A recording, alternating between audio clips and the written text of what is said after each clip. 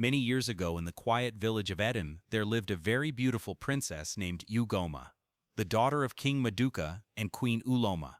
Princess Ugoma was not only beautiful outwards, her inner qualities even outshined the outer ones. She was known as the apple of her father's eyes and the morning star of the people of Edom. Her smile was so contagious that it could make anyone forget about their sorrows. From childhood, Princess Ugoma had a best friend named Ebere. Ebere was the daughter of Queen Uloma's best friend, and so it was no surprise that the two little girls soon stuck together. Whenever Ebere's mother went to visit Queen Uloma at the palace, Ebere went with her, and she became drawn to Princess Ugoma's lively personality. And ever since then, they've stuck together. Ebere's mother was a single mother, and after she died, Ebere was helpless and alone. Princess Ugoma begged her father to allow Ebere live with them in the palace. The king granted his daughter's wish, and that was how Ebere started living in the palace. Princess Ugoma never made her feel like she was not from royal blood. She would share all her belongings with Ebere and told her maids to also attend to Ebere. However, in spite of being accepted into the royal household, it was very easy to know that Ebere was not royalty. Whenever Princess Ugoma and Ebere walked around the village, the princess naturally outshined Ebere. The princess's beauty, her radiant smile topped with her lively and joyful spirit always enchanted the people to her.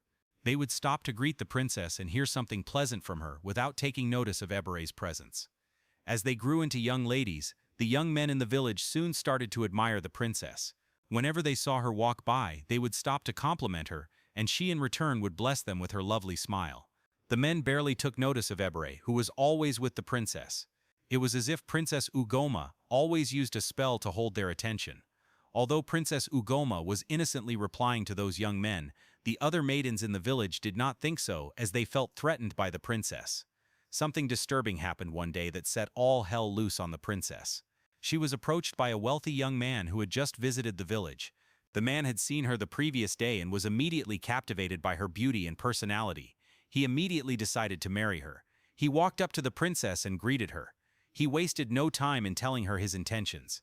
"It is an honor to be in your presence, dear princess. You are far beyond every other woman in your grade. I will be the most happiest man if you would grant me the honor of being your husband." Princess Ugoma was surprised. She was just seeing this man for the first time, and yet he had the courage to propose marriage to her. She was impressed by his courage and smiled at him. The young man continued, "I am Chuka. I came from the neighboring village, and I must confess that I have not seen a princess who is this gorgeous and yet down to earth like you. Please, what is your name?" "Ugoma," the princess replied him. Chuka then went on to tell her that he would love to change her name to Ugochukwu. The princess smiled and told him that he sure had a flattering tongue and a truckload of courage. As they went home that evening, Princess Ugoma asked Ebere what she thought about Chuka. Ebere told her, "I think he is a brave man. He knows what he wants and is brave to go for it. So would you be considering his proposal?" The princess smiled and told Ebere, "Let's see how it goes." Chuka and Princess Ugoma started to see themselves more often, and the princess was beginning to like Chuka. Then one day, Princess Ugoma and Ebere were walking along the village paths as usual when four young ladies approached them angrily. One of them called Princess Ugoma husband snatcher. The princess and Ebere were shocked and looked around them to be sure it was not them these ladies were up against. The same lady spoke again. "Princess, or whatever you are called, you can deceive others with your devilish smile, but you can't deceive us. How dare you seduce my husband-to-be and snatch him away from me?" The princess was confused, and Ebere wanted to confront the angry lady, but the princess told her to calm down. Princess Ugoma then asked the angry lady, "I am confused here. Can you please tell me exactly who the husband I snatched from you is?" The other three ladies laughed mockingly at the princess, and then one of them said, "You pretender, don't you know Chuka is her husband-to-be?" Princess Ugoma was shocked. "Chuka, your husband-to-be? He never told me he had a woman he intends to get married to. I didn't know." Before the princess could prove her innocence, the angry young lady cut her off. "Enough is enough. Your cup is full in this village. You can no longer continue taking all the young men away from us. You might do it to others and go scot-free, but not with me. If Chuka does not marry me, then I will hold you responsible for it. I promise you, you won't get away with this." The lady thundered and walked away with her friends. Ebere was very angry. "Why didn't you allow me to give that rude girl a piece of my mind? Who does she think she is to come before you and say all those vile things? She even threatened you." The princess looked at Ebere and shook her head. "Being calm was the best response we could give to them. Would you have preferred we engage them in a fight, and then when people ask what we were fighting for, we would say it was because of a man? That would have been the most shameful thing ever. I would never fight for a man. Iberi seemed to agree with the princess, and she asked her what she intends to do concerning Chuka. The princess replied, I don't know, but I have to first hear his explanation. The next time Princess Ugoma and Chuka met, the princess had a gloomy look on her face. Chuka was worried and asked the princess what the problem was. The princess asked him straight up, were you going to marry someone else before you met me? Chuka was shocked at her question, but he had to open up to her. I had met a girl earlier, and we got talking, but I haven't gone to see her parents with any drink yet. Princess Ugoma was pissed. Chuka, that's being shady. Since you know you were talking to another woman, you shouldn't have approached me. Now all thanks to you, I got harassed by your wife-to-be. Chuka was shocked. What? Princess Ugoma cut him off. None of that is important now. The deed has been done. But please, I want you to respect my decision. I can't have anything to do with you again. Just go and meet your woman and make amends with her, she said and left. Chuka stood there looking at her, shocked as she left. Did she just break up with him? No, that's not possible. He was angry and immediately went to confront the other lady. Ifioma, where are you? Come out here. Ifioma was inside the house alone when she heard a familiar voice screaming her name. She came out and was shocked to see Chuka fuming with anger at her. Ifioma, how dare you? Who gave you the audacity to harass Princess Ugoma? Ifioma understood the reason for his anger, but she couldn't bear to lose him, so she begged him. Please, Chuka, I was just jealous. I didn't mean any harm. Please forgive me. You were no longer coming to visit me, and so I felt it was because of her. Chuka was not interested in any of her explanation. You have achieved your aim, right? The princess has broken up with me. Ifioma smiled secretly when she heard this. But her face soon changed when she heard his next words. But newsflash, it is over between me and you. I would never marry a woman like you. Chuka thundered and walked away. Ifioma could not bear it, and so she ran after Chuka begging and crying, but Chuka did not turn back. Neither did he return to their village again. Ifioma was heartbroken and continued to blame Princess Ugoma for it. She swore to never forgive her. Princess Ugoma continued with her life, and she soon attracted the attention of a prince from a neighboring village. She was hesitant at first to accept the prince, but after studying him and getting to know him better, she opened up and agreed to be in a relationship with him. This prince's name was Obasi, and he was the heir to his father's throne. The prince and the princess were so much in love and were already making plans to get married. Prince Obasi invited Princess Ugoma to his father's palace. He had boasted so much about her beauty in the presence of his friends, and they were all eager to meet this beauty personified. Princess Ugoma honored the invitation, and she was warmly received by Prince Obasi in his own chambers in the palace. His friends who were already waiting for her were held spellbound by her beauty. Immediately they saw her, they smiled and winked at the prince, and went on to compliment her. The prince had planned for a royal banquet, and very soon the table was set by the palace attendants. They were all eating and chatting happily, when all of a sudden a bad fart smell filled the banquet room. This smell was so strong, like that of rotten eggs, that everyone had to stop eating and seize their breaths. They all looked at each other to be sure their noses were not deceiving them. There was a weird feeling in the room afterwards as everyone became cautious. The smell faded away and they started eating again. Suddenly another fart exploded. This time it was not silent, and it came from the direction Princess Ugoma sat. The only people in the room were Prince Obasi, his friends, and Princess Ugoma, and so it was certain that if it came from her direction, then she was the one who released it. All eyes fell on the princess, and her heart started to beat faster. When the first fart escaped, she was shocked as she did not expect it. She was, however, grateful that it was silent, and so no one knew she was the one who did it. But this second one was loud, and there was no way she could hide from the responsibility. To make matters worse, the smell of this second one was like triple of the first one, and no matter how they tried to hold their breath, the smell just stuck to their noses. Prince Obasi was also very embarrassed. This was the first time his friends were meeting his fiancée, and the best present she could give them was her smelling farts. How come he hadn't noticed this before about her? His friends could not tolerate it this time, and so they stylishly excused themselves from the banquet and left, leaving only the prince and princess in the awkward situation. Prince Obasi was very angry, and he shouted at the princess, "What was the meaning of what just happened? Why would you choose to embarrass me in front of my friends like that? You could not even excuse yourself." Princess Ugoma was really ashamed of herself. She could not even look the prince in his face. She apologized to him. "I am really sorry. I did not know why this would happen to me today of all days. It must be something I ate earlier. I am deeply sorry," she said, and ran out of the palace.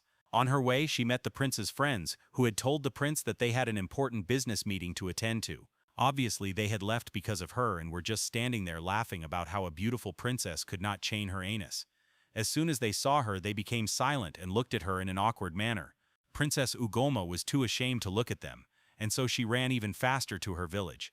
When she got to the palace, Ebere was already waiting for her to hear how the meeting went, but she was shocked to see the princess running as if she was ashamed and trying to hide from someone.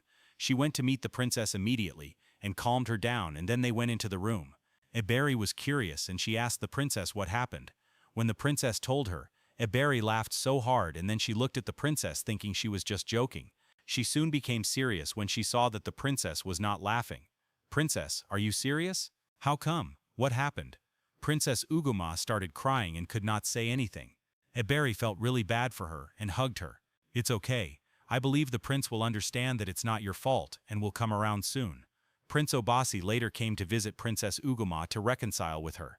Princess Ugoma was still ashamed and continued to apologize, but the prince assured her that it was okay, and he was no longer angry. He hugged her and stroked her hair. As he was hugging her, Princess Ugoma released a loud fart unexpectedly.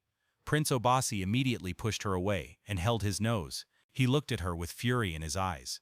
Princess Ugoma, who was taken aback, also looked scared and stood back from him. She was dumbfounded and didn't know what to say to the prince. The prince was filled with regret. He should have just forgotten about her after the incident at the banquet. Truly, it was a dirty character of hers, and he would never marry a woman like that.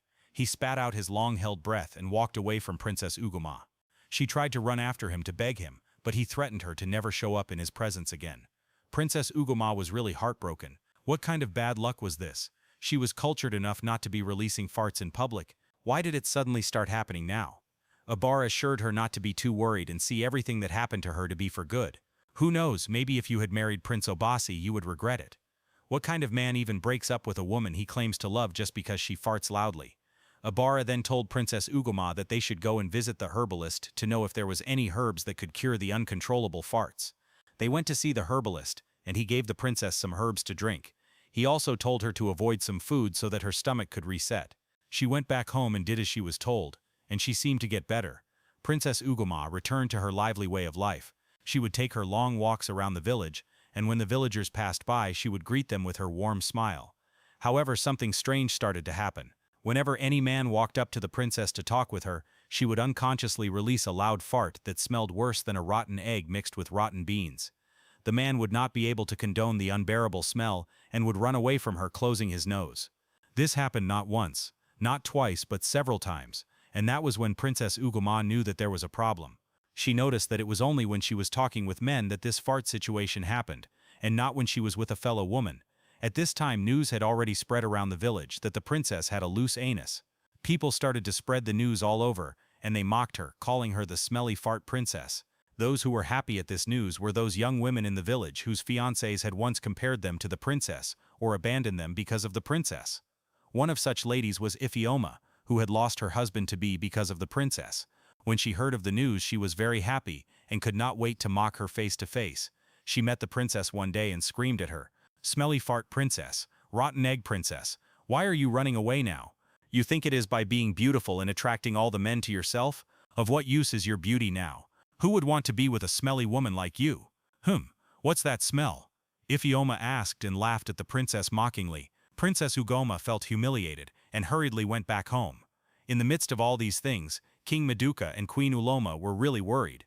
They had never seen anything like this before and were sad that their precious princess was going through this ugly situation. They gave her all the support she needed and helped her in selecting her diet, hoping that one day it would come to an end. Ebere had met a very rich man who was going to marry her. She told her friend the princess, who was happy for her and gave her support. Ebere had been a very supportive friend to the princess, and she was sensitive to the princess's feelings also. She assured the princess that all her troubles would soon be over, and she would meet the right man who would love her for who she was regardless of anything. The princess smiled at her, and they hugged each other. While all the men in the village avoided and scorned the princess, there was a particular man named Odanaka who felt really concerned for her. He had known the princess to be a sweet soul, and believed that if at all she was going through this, she deserved all the support she could get. He approached the princess and told her that he would like to be friends with her. As he was talking, the princess released a loud fart and felt embarrassed. She apologized to him, but he said it was okay, and he understood her situation. She was surprised to see that there was a man in the village who was not repelled by her smell. They soon became friends, and Odanaka supported the princess and never made her feel bad about herself. Eberi was happy that the princess was happy again. I told you that you would see a man who will accept you regardless of your situation. All hope is not lost. Eberi would soon be getting married in 1 week's time, and King Maduka and Queen Uloma would be standing in as her parents. The princess also had pledged her support for her. One day Odanaka came and told the princess that he wanted to take her somewhere. She followed him and was surprised when he took her to an old woman in a distant village. Odanaka introduced the old woman as his maternal grandmother. She was a seer, and when Odanaka had told her about the princess's situation, she told him to bring the princess to her. As Odanaka's grandmother told Princess Ugama to draw closer, she told her to open her palms. She looked at Princess Ugama's left palm and shook her head. She then looked at her right palm and sighed sadly. Nay then told them that if she had seen a dark cloud on her left palm, it meant that the person that inflicted her with this shameful curse was somebody far from her. But rather she saw a dark cloud on her right palm, which means that it was a close person that did this to her. The enemy was within. Odanaka and the princess were still confused, but Nay told them not to worry as the truth would soon come to light. She told the princess to go to Eziofor River, the water of justice, to get her healing. She was to tie a white wrapper on her body and go dip herself into the river 7 times. If she was innocent and did not deserve the affliction, then Eziofor would heal her and return the affliction permanently to the evildoer with double consequences. The princess and Odanaka thanked his grandmother and they left. They went to get a white cloth immediately, and the princess went to the river to do as she was told. When she came out to meet Odanaka, who was waiting for her at a distance, she looked at him with hope in her eyes. He held her and told her that it was settled. They both went back to the palace and met Ebere with her husband-to-be. Their marriage would be taking place the next day, and the young man had come to ensure that everything was already set in place. Odanaka and the princess went and greeted them, while wishing them well in their journey of love. As they were talking, a bad fart smell filled the atmosphere, and they all looked at the princess, who was embarrassed. She apologized to them and wanted to leave when all of a sudden another fart was released. This time it was very loud and came from Ebere's side. They were all surprised and looked at Ebere. Ebere too was shocked and wondered what just happened. Before anyone could say Jack, Ebere released a long series of loud, horrible farts that smelled like a rotten rat who ate a rotten egg before it died. Everyone had to shift back with their hands on their noses. Even Ebere could not bear the smell, and she covered her nose too. Everyone was shocked and looked disgusted at Ebere, but Ebere was frantic at this time and pointed at Princess Ugoma. "What did you do? You were the one who usually farted." Odanaka remembered what his grandmother had said about the enemy within and immediately shouted at Ebere to confess, if not she would die. Ebere tried to pretend like she did not know what Odanaka was talking about, but with the way series of loud farts were coming out of her, she could not deny anything, and so she confessed. "It's the work of the devil, please. I didn't know what came over me. Since childhood I had always been jealous of the princess because she attracts all attention to herself. I have eaten my jealousy all these years and pretended like I was not bothered. It was when she snatched the prince from me that I could not bear it anymore." Princess Ugoma was surprised. "Prince? Which prince?" Ebere continued. "I saw Prince Obasi before you. He smiled at me and was going to talk to me when you suddenly came out, and then he became drawn to you. I was angry that you snatched him from me, and then I went to meet a powerful native doctor to inflict you with something that would scare away all the men from you. It was supposed to be permanent. I don't know how you got your healing. Please, I am very sorry. I allowed my jealousy overtake me." Odanaka held Princess Ugoma, who was crying at this point. The young man who was supposed to marry Ebere spat out in disgust at her. "I didn't know you were this evil. Thank God for saving me from your evil claws. I don't want to ever see you again in my life. It is over between us." He thundered and stormed out of the compound. Ebere fell on her knees and begged him to forgive her, but it was futile. She then turned to Princess Ugoma to beg for forgiveness, but Odanaka blocked her and took the princess inside. When the king heard of what happened, he was very livid and blamed himself for opening his doors wide to a beast whom he treated like a daughter. He threw Ebere out of the palace and banished her from the village. Ebere's affliction was worse. Even if she was standing with a fellow woman, she would release the horribly smelling farts. As a result, she could not live with anyone, no matter where she went to, and so she continued to wander about endlessly. Princess Ugoma and Odanaka soon fell in love, and later got married. The king and queen blessed their union and they lived together happily.